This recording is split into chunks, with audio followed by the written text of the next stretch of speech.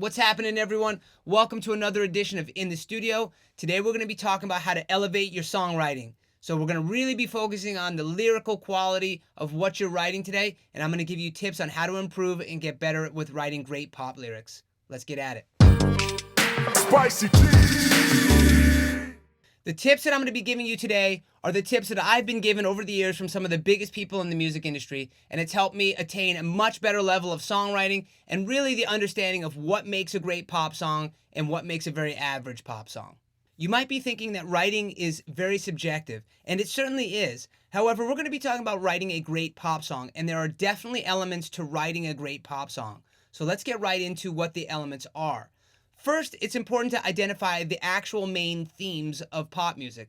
There's always going to be some outliers and things that stand out, but in general, there are only really 4 themes when writing a great pop song, and it's really important to get familiar with those themes. The first theme, of course, is going to be love. There have been countless love songs over the years, and it continues to still dominate the airwaves today. Generally, a love song is about writing about how you love a person. Straightforward, real simple. The next topic is going to be about breakups. Another huge topic that you find in radio all the time. How someone did you wrong. How a relationship didn't work out. Another theme that's been huge over the years has been the empowerment theme, and it's especially relevant in today's world. In the empowerment theme, we're really talking about building yourself up, living the way you are, being comfortable in your own skin, being stronger for being in your own skin.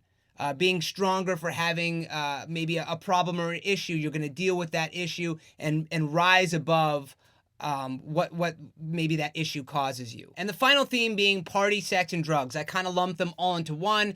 It's basically about having a great time, partying, living life to the fullest, not caring about anything, and alluding to sex and drugs, of course, all over the place. Now let's talk about the elements that make a killer pop song. And just like the themes, there's 4 elements, in my opinion, that really make a killer pop song.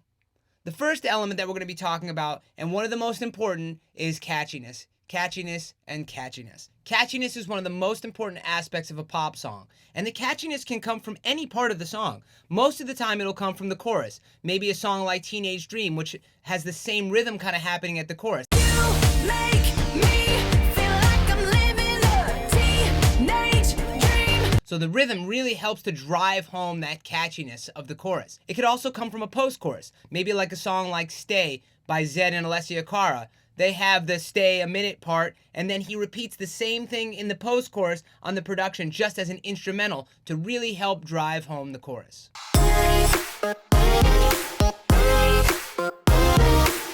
The next element in a great pop song, especially today, is relatability. Your song needs to be relatable to the average person for the most part. Now, again, there's always exceptions to the rule. However, most of the times and most of the songs you hear on the radio today have this relatable quality about them, and it really deals with a specific type of emotion. It could deal with going through something like a sad time. It could be a happy moment in your life. You could be mad. You could be sad. You can be confused. Really relatable songs. If you're writing a song about being a spy and infiltrating some top secret agency, that's probably not going to be relatable to most people. But if you're writing a song about how you grew up in Texas and had to go through some issues, and you went through you had a rough family life, that is relatable to a lot of the audience or a lot of people in this world, much more than being a top secret agent. So super important that your song be relatable. Another important element of pop music is the edginess quality.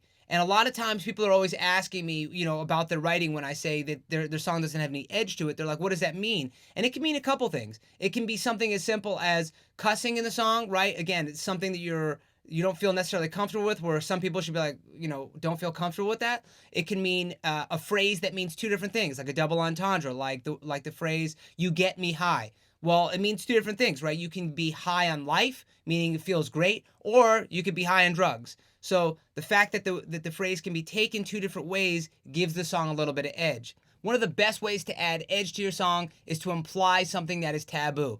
That is almost guaranteed to add some serious edge to any song. The last element of a pop song, and one of the toughest things to do in a great pop song, is find something unique.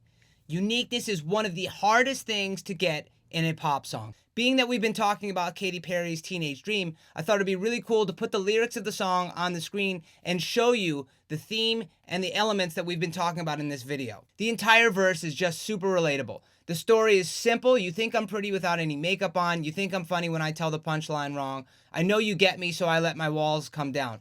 Showing a feeling of vulnerability. She really feels comfortable with this particular person, so she lets her guard down. Real straightforward, nothing mind-blowing, just a really colorful way of saying it.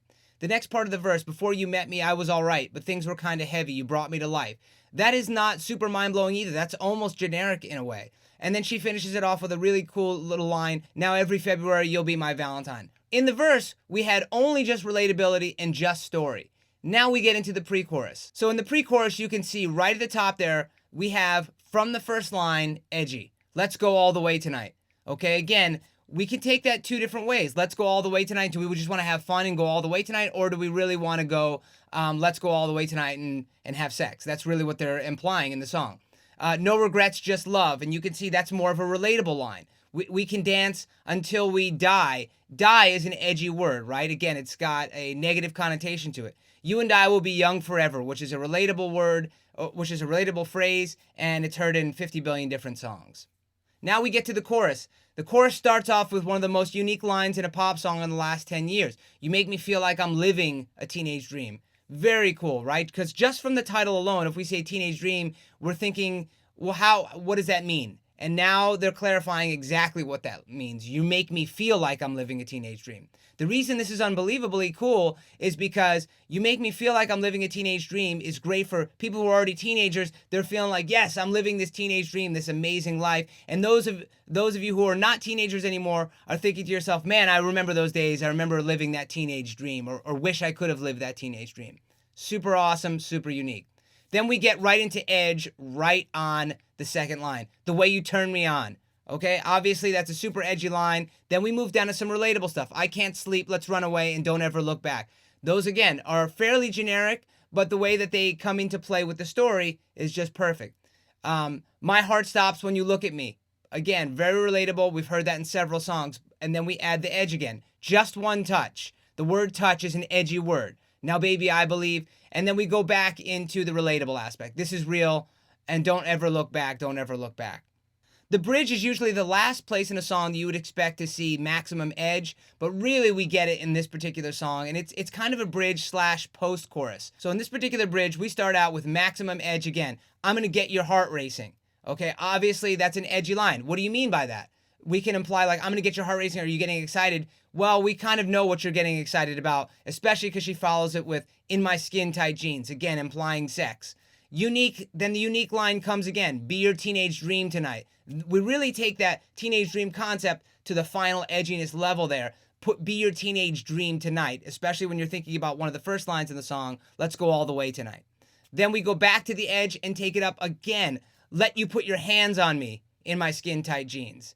Maximum edge, absolutely. And then she repeats that unique line again, be your teenage dream tonight.